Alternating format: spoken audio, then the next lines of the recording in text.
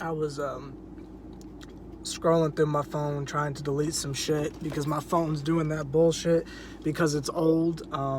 It wants me to delete some old pictures, mostly movies because I do a lot of videos on my phone. So I was deleting some old videos and I was just looking back at all the shit I've been recording over the summer and seeing myself in a hotel room, seeing myself in that shitty motel. I mean, it's just wild. I've had a really wild year, which I look back on and I'm not particularly fond of it. It was some pretty depressing shit, I'm going to be honest with you. Where I am now, it's a little bit better, because it's a campus, but I've been through some shit this year. I wanted to come back to y'all. I get it. Y'all ain't fucking with the music. I got y'all. So here to give you the stuff you want. More depressing experiences from myself. It is National Coming Out Month. I don't know if it's national, but it's Coming Out Month, October. And I told y'all in the summer that I would give y'all some shit for that. So here you go. This is a video about why I wish I came out in high school. I really wish I would have. I believe high school is where I got my feelings together. In middle school, I wasn't really quite sure who the fuck I was and what the fuck I was doing. But in high school, I was pretty clear. I know I was gay as fuck. I just, I don't know.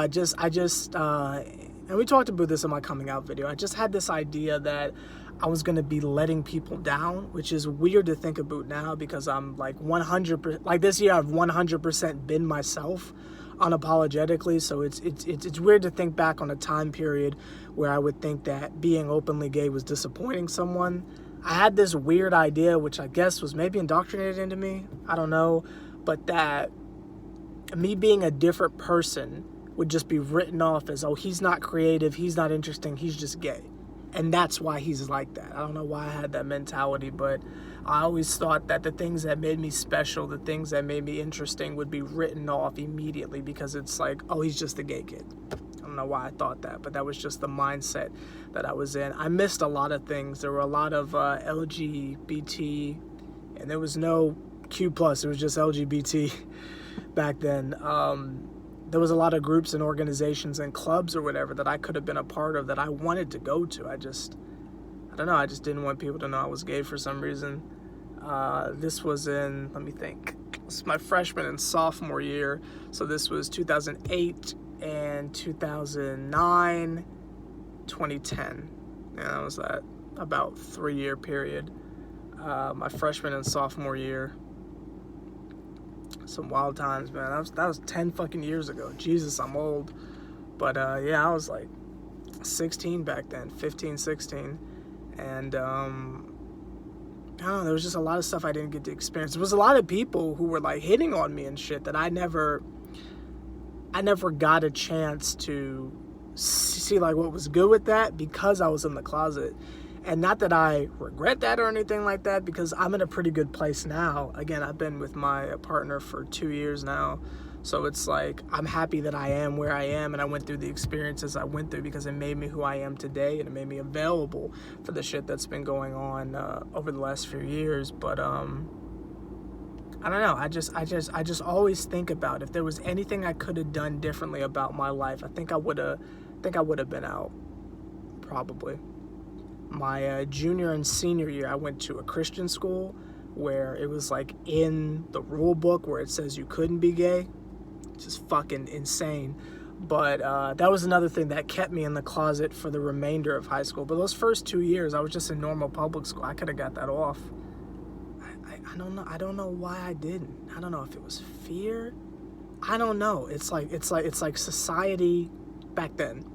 It was like, it was so socially taboo. Like, that's just not shit that you did back in the day.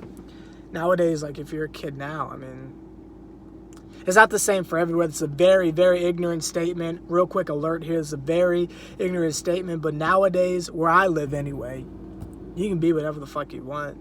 Like, no one really gives a shit. But back then, it was like, I don't know, you just don't proclaim shit like that back then.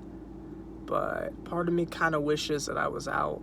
Could have avoided a lot of depression. I suffer from bipolar disorder, so it wouldn't have helped with that, but at least it would have been one less thing that I was having to suppress it did a fucking wonder on my psyche. But I don't know, y'all. I think about it a lot. But again, I wouldn't change anything, but I just kind of wish if I could do anything different, it would be being out in high school. Definitely. But that's just me.